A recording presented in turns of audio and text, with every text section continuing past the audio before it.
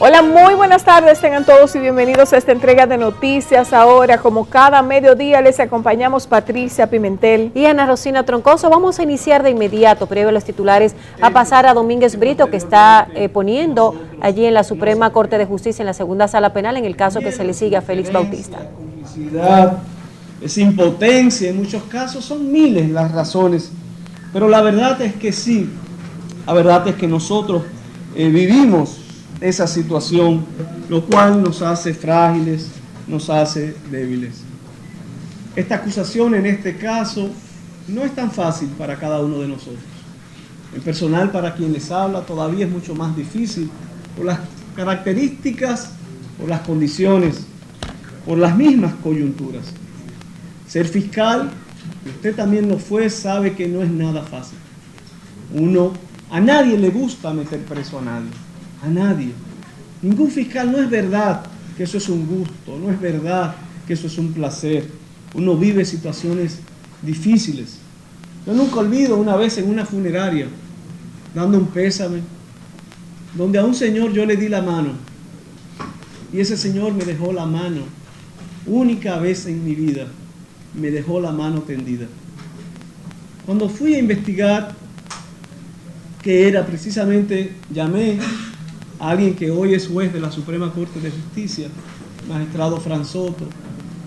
¿Tú recuerdas este caso? ¿De qué se trata? Y él me decía, magistrado, fue aquel joven que fue apuñaleado. Ese que le dejó la mano era el papá del imputado, que era una gente que tenía mucho dinero, mucho poder, y él entendió que la justicia nunca podía llegar a él. Y a mí mismo, me decía el magistrado Soto, me tocó ir a buscarlo detenido y apresarlo. Ni para él ni para mí esto fue un gusto. Ser fiscal no es necesariamente una situación difícil. Y en materia de corrupción, honorable magistrado, en estos casos también es difícil. Recuerdo en el Congreso varios congresistas que personalmente, siendo Procurador General de la República, me tocó a mí apresarlos o perseguirlos. Y agradezco a Dios que al final terminó muy claro donde cada quien tenía que jugar su rol. Ahora en la Procuraduría nosotros vivimos unos casos que personalmente nunca lo había sentido ni sufrido. Hay 8 fiscales que personalmente yo he tenido que pedir prisión contra ellos. Ahora hay 2 fiscales en el caso de ICANN, fiscales de carrera. Tenemos 6 fiscales con medidas de coerción. Eso nunca habíamos vivido esa situación. ¿Por qué? Dinero. Buscar dinero. Todo este proceso va caminando de lado a cuál es el rol del Ministerio Público. Aquella vez fuimos Procurador General de la República y recuerdo que 4 exministros o secretarios de Estado fueron imputados. En el Plan Renove, 4 secretarios de Estado del anterior gobierno. En los invernaderos, se repartieron los invernaderos. Aquí se vendieron indultos. Lo nunca antes en una nación se vendieron indultos. Y si yo les digo a usted, honorable magistrado, que recientemente el caso de la Liga Municipal Dominicana, que habían elementos suficientes por razones de constitucionalidad de uno de los articulados, tampoco hubo una decisión. No hubo decisión en Renove, no hubo decisión en los invernaderos, no hubo decisión en los indultos, no hubo decisión ahora en la Liga Municipal Dominicana, no ha habido decisión en el caso de bienes nacionales, que lamentablemente tampoco. Hay 5 o 6 casos en los ayuntamientos, como el caso de Cabarete, donde nosotros... Objeción, su señoría. Objeción. Tiene que concluir. Vamos a convertir como decida la defensa nuevamente. Tiene que concluir, porque eso fue fundamental. La objeción es, su señoría, porque yo participé directamente en 2 de esos procesos. En el de la Liga Municipal y en el de Bienes Nacionales. Y es falso de que no hubo decisión. Hubieron 2 decisiones descargando a esos imputados. Entonces eso es mentira y al tribunal no se le puede venir a mentir. Por eso estoy objetando. Esa es una objeción. La otra es que usted determinó bajo cuáles condiciones habría de producirse conclusión y se ha abierto una nueva exposición. Ese es un discurso de otra naturaleza para otro foro. Este tribunal está apoderado de una acusación y esta es una audiencia preliminar. A él no le corresponde. Ese discurso es para la prensa allá afuera. Por favor. Magistrado, usted no puede permitir que el Procurador General venga aquí a hacer vagabundería. ¿Quién es que dirige esta audiencia? Perdón. Señores, perdón.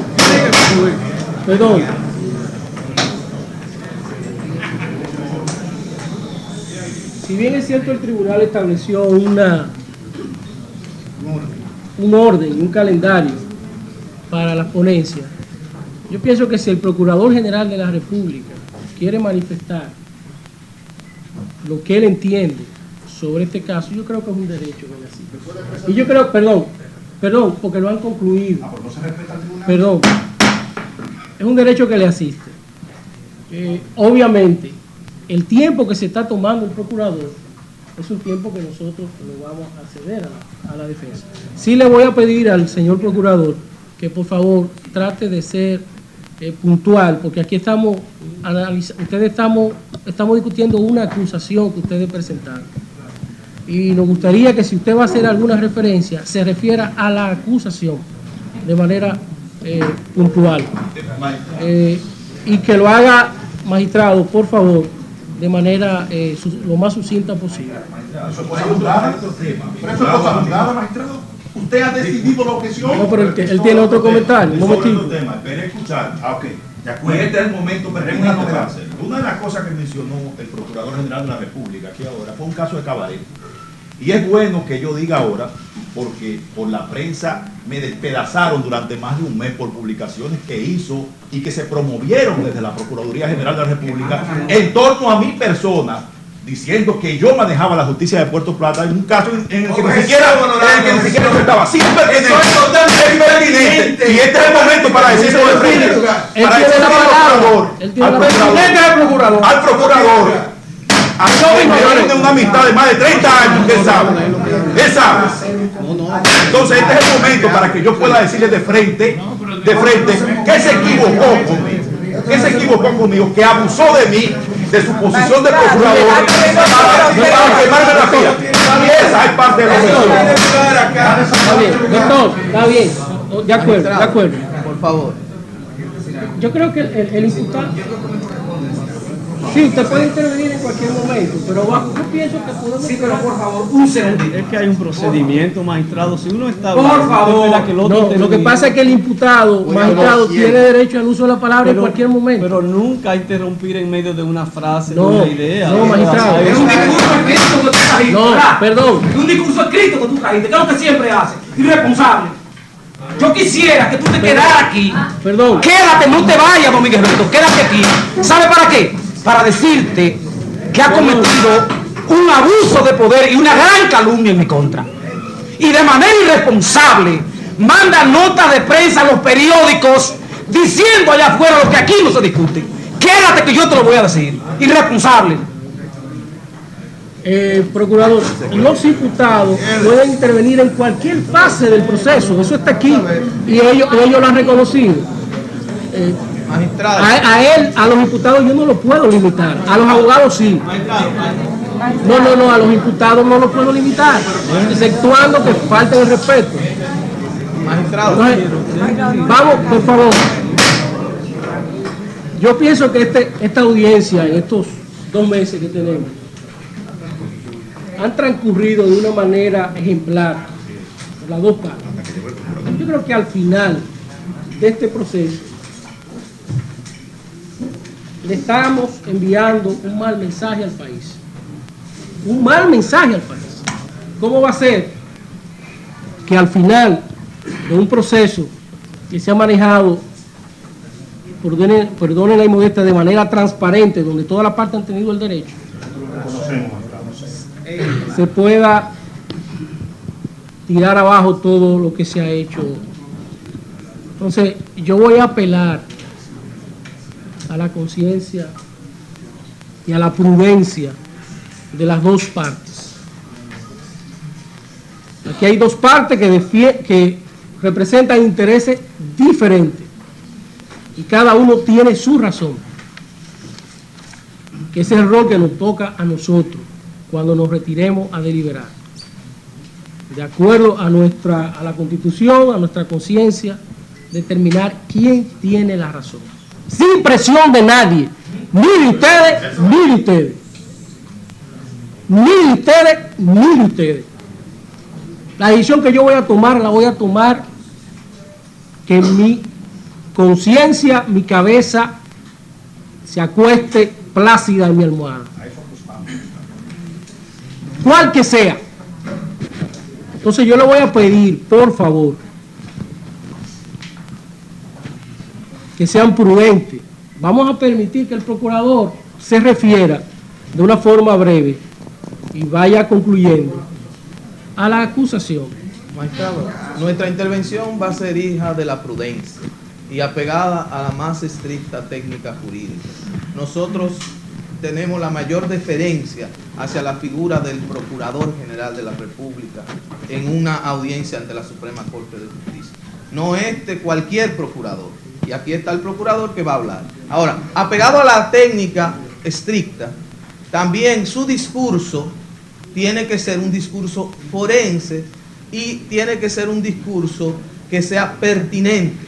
La referencia a casos extraños, y usted ya le hizo la advertencia, refiérase a la acusación, genera la situación incómoda de que Marino Félix, conjuntamente conmigo estuvo en alguno de esos casos, tenga que responder frente a una información errónea del procurador, o tiene la más dolorosa de que Pedro Balbuena tenga que dilucidar un asunto que en el momento en que él se viera con el procurador, por razones de amistad que no tienen que ver con este proceso, se sentía en el deber de hacerlo.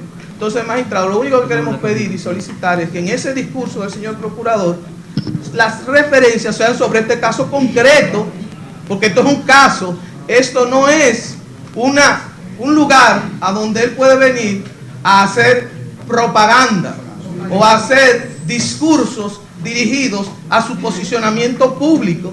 Esto es muy serio y él tiene que respetar también la investidura de los demás miembros del Ministerio Público. Muy bien. Doctor, yo creo que es suficiente. El mío mejor, más breve y más laxo todavía. La defensa que dice de la serie sobre eso. Magistrado, nosotros queremos advertir ayer las declaraciones. Perdón, usted no le he dado la palabra, doctor. Señoría, no tiene ningún problema, óigame bien, en que le den 5 horas al Procurador General de la República, Francisco Domínguez Brito, para que en esta etapa del proceso, es decir, a casi 2 decenas de audiencias, él por primera vez venga y se refiera precisamente a la contradicción de nuestros argumentos. ¿Me explico? Suponemos que está claro. Muy bien, eso ya el tribunal lo entendió y lo señaló. Si los argumentos que hemos nosotros planteado, y no tenemos ningún problema que ocupe el día entero si va a hablar de derecho y de la contradicción jurídica que se ha hablado. Un solo segundo. 5 horas le damos, señoría. No le tomaré 5 segundos. Una vez más, la defensa tira la piedra y esconde la mano. Porque esa defensa fue la que pidió que el Procurador General de la República viniera a esta audiencia. Hablar sobre esto. Muy bien, muy bien. Son ellos los que van a controlar la audiencia. Muy bien, doctor, muy bien. Magistrado. Yo quiero que usted, magistrado, con todo el pero respeto, debe referirse el tiempo, 20 minutos. Pero debe no referirse más a la para acusación, esos 15 magistrado. minutos, sí. Pero también yo quiero, magistrado, que dejemos claro que existe una Constitución de la República que es la norma suprema en todos los procesos. Que la Constitución establece claramente en todos los articulados de manera transversal todo lo referente al sistema de justicia, a la búsqueda de la verdad, a la racionalidad. Establece claramente dentro de las definiciones del Ministerio Público, sobre todo del Procurador General, el lineamiento de la política criminal del Estado, y aquí estamos hablando de esto. Establece claramente que ejerce la acción pública ante la sociedad y que sobre todo garantiza derechos fundamentales, promueve la resolución alternativa, protege a las víctimas y sobre todo el interés público. Yo apelo a la madurez y por eso prefiero callar. Yo apelo a la madurez, como representante por mandato constitucional de la política criminal, nosotros estamos haciendo una introducción a la conclusión formal. Objeción, señor. Y son los minutos que usted entienda del lugar.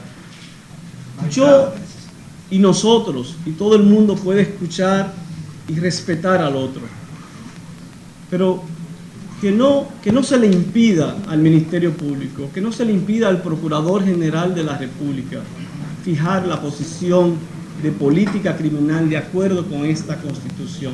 Magistrado. Brevemente, ya yo hubiese terminado si es por razones de tiempo.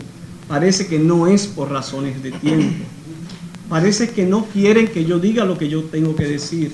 Parece que sigue embriagado de poder o no sé de qué alguna persona. Yo solamente quiero humildemente, magistrado, representar a la sociedad y decir lo que se entiende en el Ministerio Público y los honorables abogados que me permitan, y a usted, honorable presidente, que me permitan, por favor, fijar la posición. Tiene que ser solamente conforme a derecho, magistrado. Lo que invoca el Procurador General de la República de su rol de política criminal es absolutamente ajeno a las funciones que tienen que ver con la promoción de la acción penal pública. Con toda la deferencia que le repetimos al Procurador General de la República, este no es el escenario.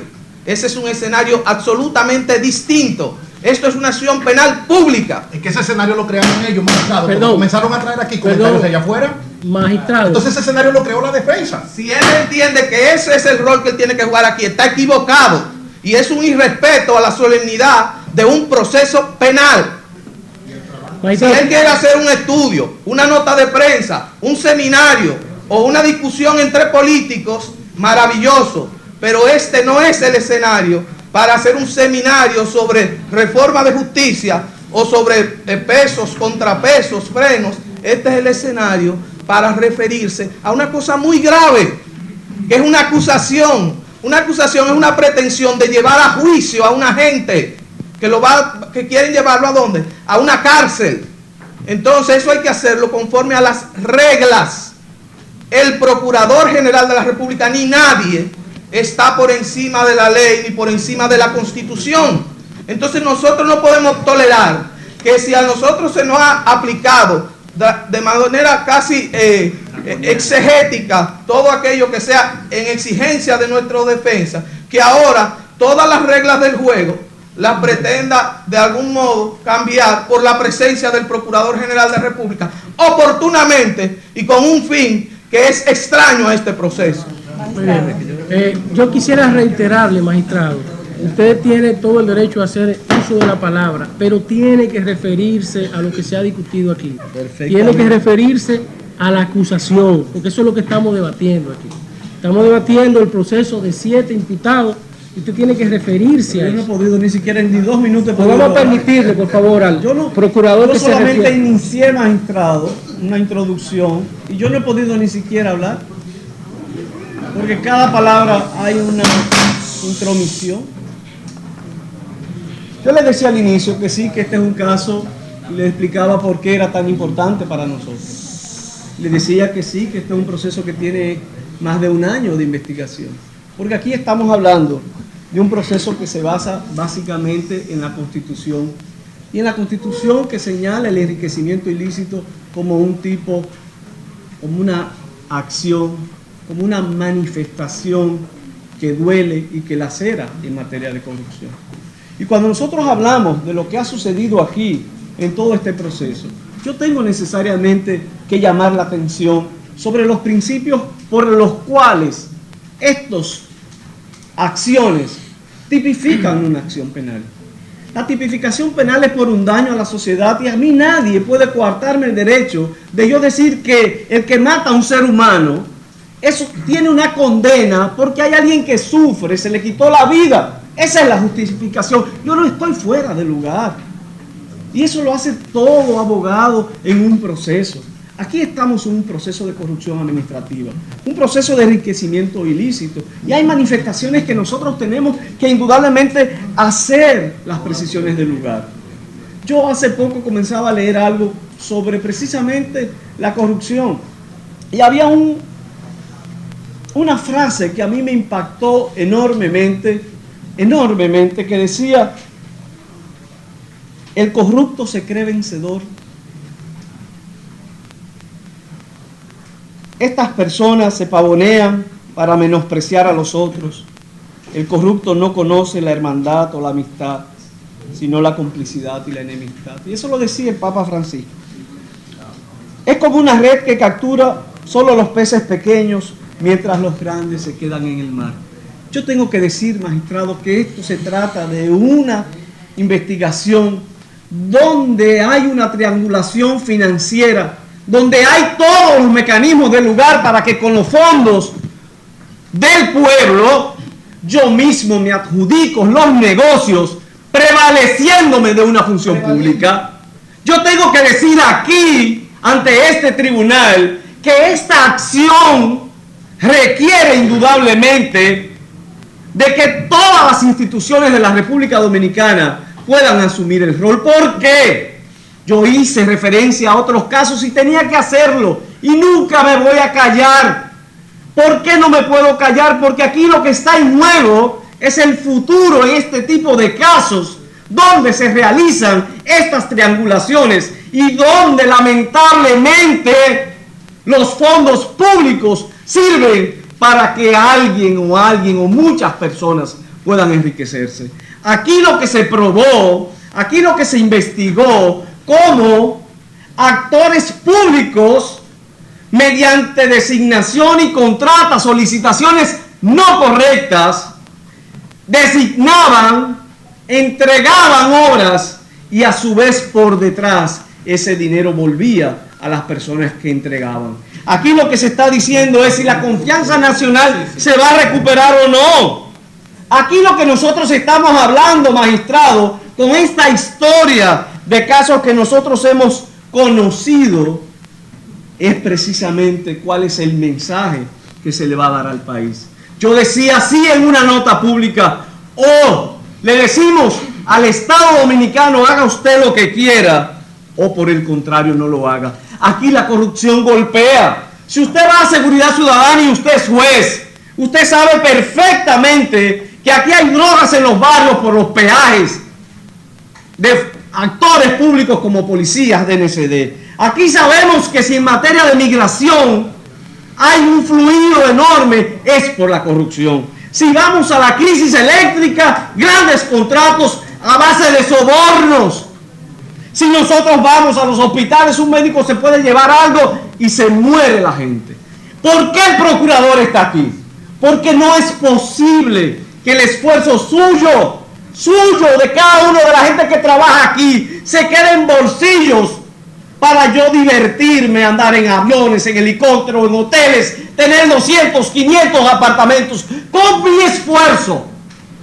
Aquí se ha probado, honorable magistrado, se ha requete probado una cantidad insuperable de bienes inmuebles, de compañías, de constructoras, de aviones, de miles de cosas que no se obtienen con simples salarios. Aquí se ha probado en cada uno de nosotros, en cada una de las exposiciones, que se tipifica claramente lo que es el lavado y los tipos penales que nosotros hemos hablado. Yo solamente estoy aquí brevemente en estos 15 minutos para llamar a la conciencia, magistrado, a la conciencia suya más que nadie, con quien compartí mucho tiempo de trabajo. La República Dominicana tiene un futuro, pero depende de nosotros.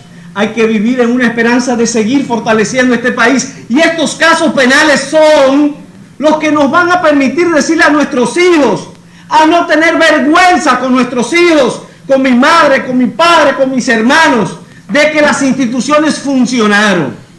Yo simplemente quiero decirle, honorable magistrado, el Ministerio Público aquí probó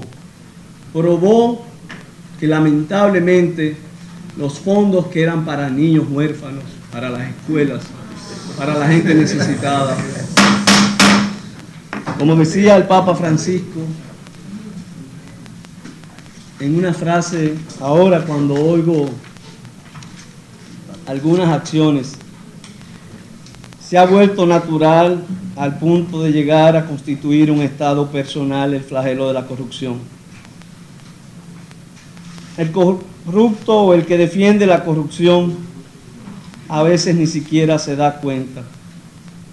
Es más, es como la persona que tiene mal aliento, que solo el que está al lado se da cuenta, si no se lo dice, nunca será. Honorable magistrado, yo simplemente voy a concluir con una frase. Aquí el Ministerio Público ha jugado su rol, y todos sabemos,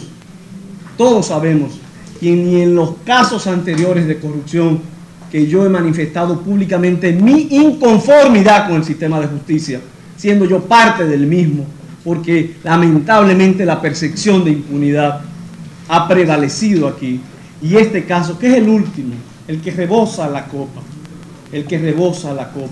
donde nos va a decir a nosotros hacia dónde vamos y hacia dónde no vamos. Y yo digo y le he dicho a nuestros fiscales, a los que están aquí, a los que están en las calles, magistrados, es mil veces mejor morir de pie que vivir de rodillas. Yo voy a pasar la palabra al magistrado Carlos Castillo para que lea formalmente las conclusiones, y esperamos y rogamos, reitero, magistrado, por nuestro país, no es por usted ni por mí, por nuestro país, tiene que haber un límite, no es posible, no es personal, no es contra nadie, pero tiene que haber un límite, y es mejor, si no se puede morir de pie, que estar de rodillas ante lo que está mal hecho. Gracias, honorable. No sé si será prudente un receso de 5 minutos. No, después que usted concluya. Son unas conclusiones de 65 páginas. No sé si son solamente conclusiones, nada de argumento. Perdón, pero ustedes concluyeron. No. Es con relación. Magistrado, perdón. Magistrado, si me permiten. Magistrado, ustedes tienen que concluir sobre las excepciones y los incidentes que presentaron. Magistrado, no pueden hacer una conclusión, repetir la conclusión. De ninguna manera. Porque ustedes ya concluyeron. Refiéranse a las conclusiones incidentales y a las excepciones que presentó la defensa. Así lo haremos, honorables. Así lo haremos sin ningún comentario al margen para no irritar la sensibilidad de la defensa. Lo que pasa es que está escrito y como está sí, pero ciñéndonos a lo que usted nos ha dicho, honorable, nuestra conclusión... Si usted puede discriminar, si usted entiende que el tribunal debe hacer un receso de 5 minutos para usted discriminar cuáles son las conclusiones incidentales y cuáles son las conclusiones de fondo, el tribunal puede hacer. Eso ya lo hemos hecho, honorable. Ya usted discriminó eso, ya ustedes discriminaron eso. Vamos a discriminar, magistrado, como son tan largas. Okay. Entonces hacemos un receso de 5 minutos. Okay. Bueno, vemos un receso que ha pedido el magistrado Moscoso Segarra en esta parte final, que se suponía que era la parte final de la exposición del Ministerio Público y que ha sido bastante incidentada, como hemos podido ver aquí. Ha hecho un receso de 5 minutos para que el Ministerio Público haga las precisiones, para que en breve tiempo termine su exposición, que le habían concedido 4 horas inicialmente y luego se completaron con 1 hora y media que habían pedido esta mañana, y hemos visto el desarrollo de este tiempo que se le ha otorgado al Ministerio Público. Por supuesto, la defensa también tendrá la misma cantidad de tiempo, pero vemos en este momento que hay bastante ruido. No puedo precisar lo que están diciendo, pero vamos a escuchar.